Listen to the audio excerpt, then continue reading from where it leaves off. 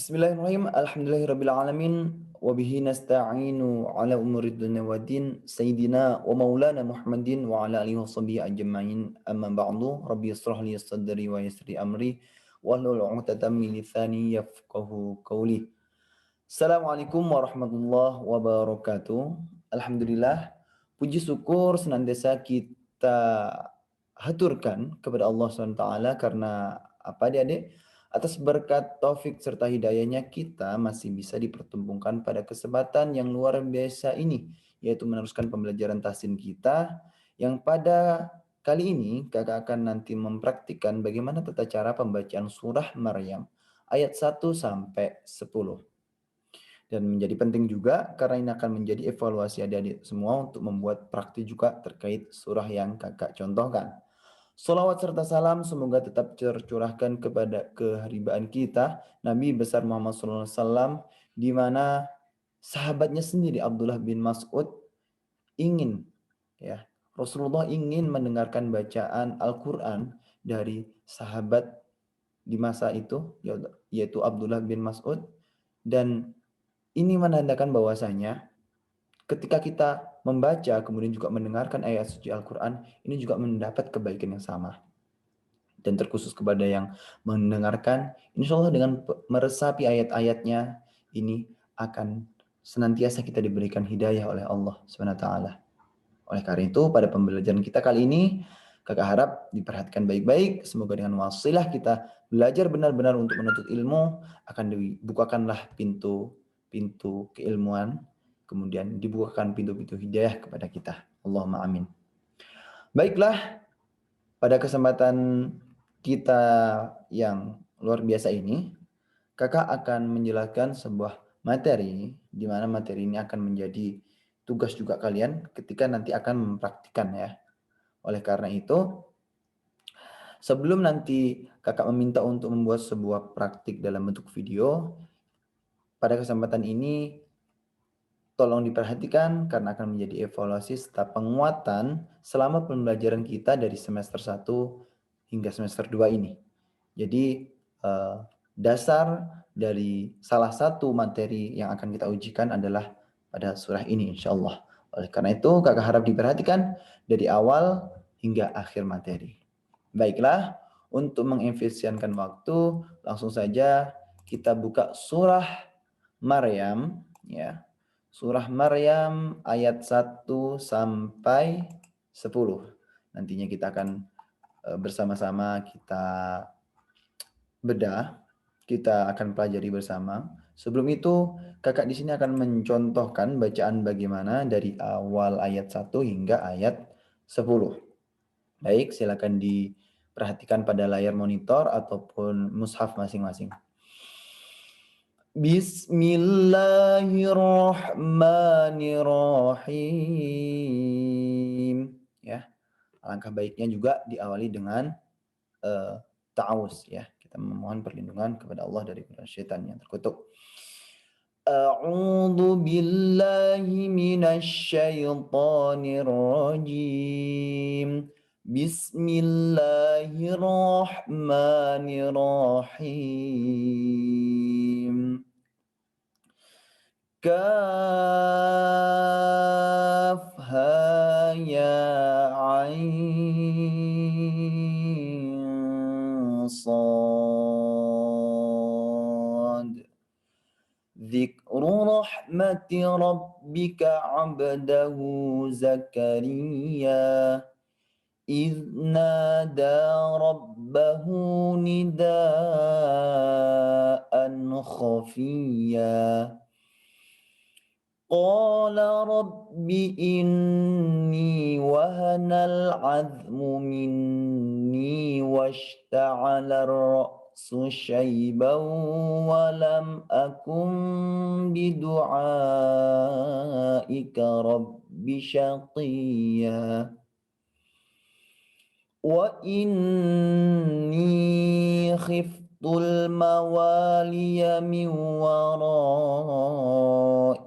وكانت امرأتي عاكرا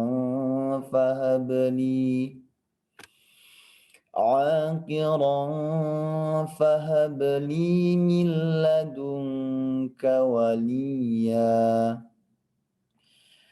يرثني ويرث من آل يعقوب واجعله ربي رضيا يا زكريا إنا نبشرك بغلام اسمه يحيى لم نجعل له من قبل سميا قال رب أنا يكون لي غلام وكانت امرأتي عاقرا وقد بلغت من الكبر عتيا قال كذلك قال ربك هو علي هين وقد خلقتك من قبل ولم تك شيئا قال رب اجعل لي آية قال آيتك ألا تكلم الناس ثلاث ليال سويا صدق الله العظيم. Baik, sekarang perhatikan pada layar monitor ataupun mushaf masing-masing ya. Perlu diperhatikan. Pada ayat pertama ya, kita perhatikan di sini ada bacaan kaf ya. Sebentar kakak akan tunjukkan dengan lebih jelas. Nah, di sini kenapa dibaca kaf? Karena ini adalah termasuk dari mad lazim harf mutsaqqal ya. Di mana ini sering sekali pada ayat-ayat fawatih as-suhar ya. Pada huruf pertama itu wajib harus diidghamkan ya. Sebanyak berapa ketukan panjangnya? Betul sekali. 6 harokat atau 6 ketukan atau 3 alif ya. Seperti itu. Jadi kaf seperti itu. Kemudian mad lazim harf mutsaqqal ini terbagi menjadi beberapa ya yang disingkat. Kita bisa sama-sama singkat dengan naqasa asalukum ya. Naqasa asalukum ya. Kurang lebih seperti ini ya. Naqasa asalukum. Jadi apa huruf-hurufnya? Ada nun, nanti ada qaf, shad, ain, sin, ya, alif lam ya, kaf, mim ya. Jadi inilah huruf-huruf dari mad lazim harf mutsaqqal ya. Jadi disikat seperti itu. Selanjutnya kita beralih kepada kenapa huruf setelah kaf ini dibaca idhar, ya. Ini adalah masuk pada mad lazim harf mutsaqqal. Mukhaffaf, mohon maaf. Mad lazim harf mukhaffaf di mana dia harus menjadi idhar ya. Panjangnya sebanyak 2 harokat saja atau 1 alif. Ya. Kemudian baru ke ain ya. Ain ini sama mad lazim harf mutsaqqal ya. Kemudian shad. Nah, perlu diperhatikan kenapa ketika ain ini dia harus mendengung ya atau diikhfakan ya. Karena sejatinya adalah ketika kita membunyikan huruf tersebut ain seperti ini. Ya. Ain. Nah, sini ada nun mati. Sedangkan huruf setelah ain ini ada shad. Oleh karena itu nun mati bertemu dengan shad, maka dia termasuk ikhfa, maka harus didengungkan seperti itu, ya. Jadi ketika pengucapan ain ke shad, ain shad mendengung sebanyak 2 harokat. Kemudian shadnya ini juga ingat ya, shad dia ada dal ya. Dal ini adalah salah satu huruf qalqalah. Sod. Maka pada ujungnya wajib untuk dikolkolahkan. Kemudian berlanjut pada ayat kedua, perlu diperhatikan. Pada ayat ini kita dapatkan di sini ada ro tafkhim ya, atau ro tebal adalah ro yang senantiasa diawali dengan atau disertai dengan huruf fathah dan dhammah, maka dia sifatnya harus tebal. Dzikrullah, dzikrullah ya. Jangan Allah, Allah jadi harus ditebalkan ya, karena termasuk ro tafkhim ya. Kemudian setelah itu perhatikan di sini pada ba ya. Ba di sini adalah huruf qalqalah. Maka wajib untuk dipantulkan. Abdahu ya. Kemudian juga di sini ada mad sillah qasirah ya, di mana ada dhammah terbalik, maka ini wajib dibaca panjang sebanyak 2 harakat ya. Abdahu ya. Kemudian Zakaria. Nah, ini termasuk ujungnya adalah mad tabi'i ya, karena diakhiri dengan huruf alif. Maka dia termasuk mad tabi'i, hanya 2 harakat. Kemudian pada ayat ketiga, perhatikan. Nah, di sini juga ada mad tabi'i ya, diawali huruf alif ya. Kemudian di sini sama tadi ya, apa? Mad silah qasirah. Kemudian di sini perlu diperhatikan ini adalah mad wajib muttasil ya. Panjangnya sebanyak 4 sampai 5 harokat atau ketukan ya. Nidaan ya. Boleh 4, boleh 5. Intinya harus istiqomah dari awal hingga akhir pembacaan ayat suci Al-Qur'an seperti itu. Kemudian yang terakhir adalah kenapa pada ayat terakhir ini dia dibaca ya, sedangkan di sini ada fathatain, maka ini termasuk dalam mad iwad ya, pengganti dari fathatain ya. Ketika dia berada pada waqaf ya, maka fathatain ini berubah menjadi fathah lah, katakanlah seperti itu ya, dengan panjang bacaannya adalah 2 harokat atau 1 alif. Khafiyah, cukup seperti itu saja. Kemudian selanjutnya pada ayat keempat ya. Qala rabbi, ya ini mad tabi'i lagi. Rabbi ini di sini perhatikan adalah gunnah musyaddadah. Ini sebanyak 2 harokat atau 1,5 ya. Jadi harus ditekan, digunakan. Rabbi inni ya. Harus didengungkan seperti digunakan ya.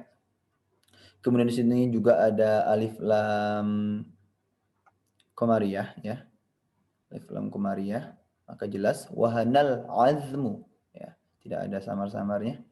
Kemudian di sini gunnah juga ada mad tabi'i. Kemudian ini termasuk alif lam syamsiyah, langsung dileburkan ke huruf ra. Washta'ala ar-ra'su ya.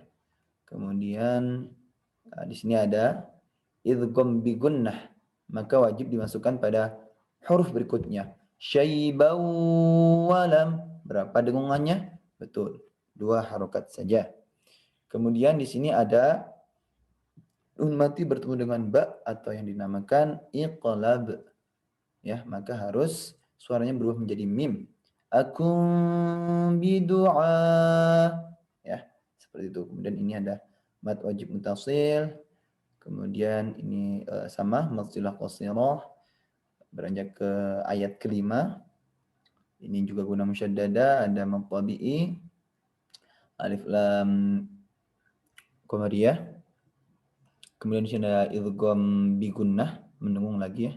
Di sini ada mad wajib muttasil, mad tabi'i, mad tabi'i, mad tabi'i, mad tabi'i. Nah, di sini ada ikhfa, maka dia harus dinenggungkan dengan samar-samar. Akiran fahabli. Di sini ada qalqalah, qalqalah sugro ya.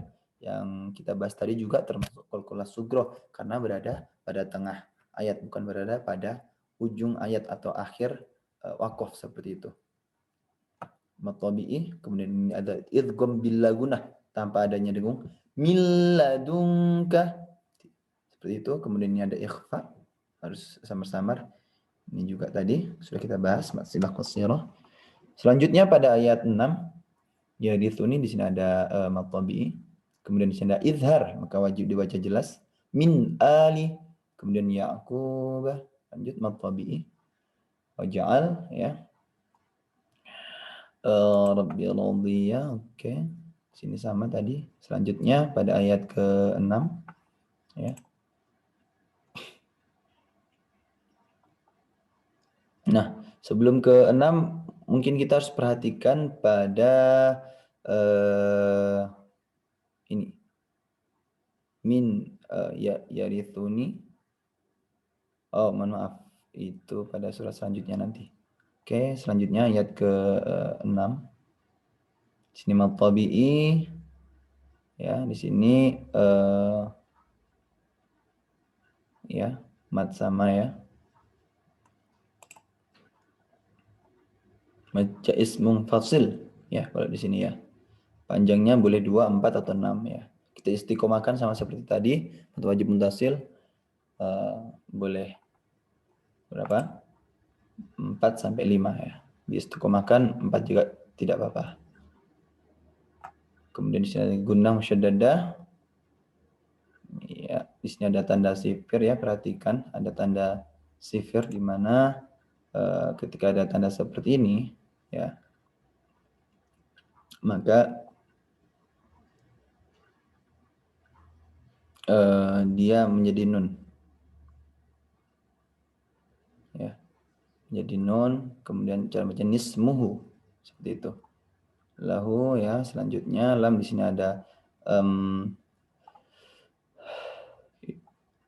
ikhfa idhar syafa mohon maaf ya. Lam naj'al lahu, harus dibaca jelas. Sini ya ikhfa mendengung seterusnya.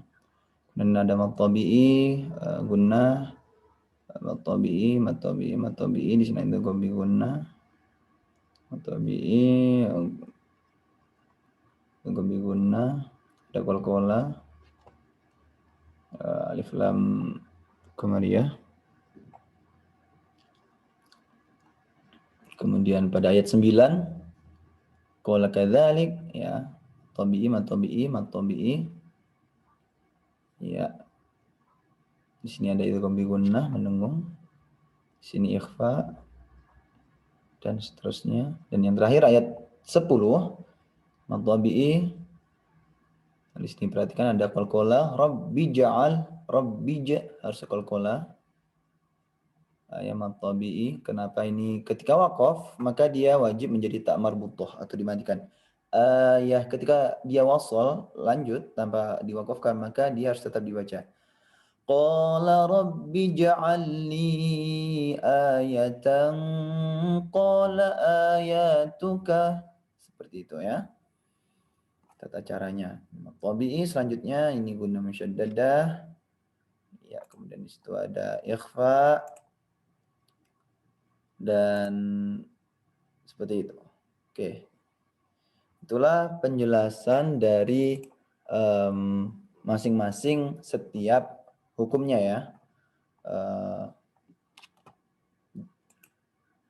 Mungkin itu saja pada pembelajaran kita kali ini.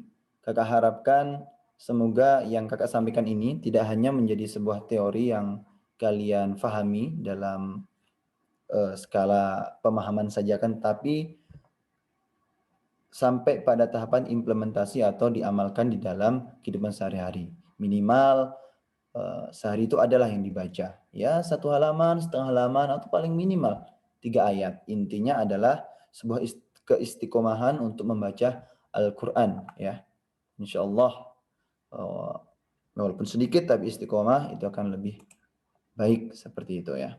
Kemudian hal-hal yang masih kurang difahami nantinya bisa kita diskusikan lagi di dalam grup WhatsApp, ataupun nanti malu kepada kakak bisa bertanya dengan teman yang lebih paham ya. Bisa juga sharing-sharing kepada ustadz-ustadz yang lain yang ada di kampung adik-adik semua. Intinya dimanapun, kapanpun kita bisa belajar. Perlu juga kakak sampaikan bahwasanya jangan pernah merasa bosan belajar. Karena sebuah usaha kita kalau benar-benar, maka itu tidak akan mengkhianati hasil, ya. Karena di dalam ilmu Al-Quran ini sangat luas sekali. Ada ilmu tajwid, ilmu tafsir, ya, ilmu qiraat dan lain sebagainya, masih banyak lagi, ya. Bahkan di dalam langgamnya pun di dalam Al-Quran sangat banyak, ya. Jadi jangan pernah merasa bosan, begini-begini saja bacaan Quran. Tidak, dalam Al-Quran sangat banyak sekali, ya. Ada bayati, ya. Bismillahirrahmanirrahim. Ya. A'udzu billahi minasyaitonir rajim. Bismillahirrahmanirrahim. Ya. Kemudian ada juga Hijaz, ya. A'udzu billahi minasyaitonir rajim. Bismillahirrahmanirrahim, ya. Kemudian juga ada Nahawan, ya. A'udzu billahi minasyaitonir rajim. Bismillahirrahmanirrahim. Ya. Kemudian ada lagi, ya. Ada Ras, ya. A'udzu billahi minasyaitonir rajim. Bismillahirrahmanirrahim. Ya. Kemudian ada juga Shaba, ya.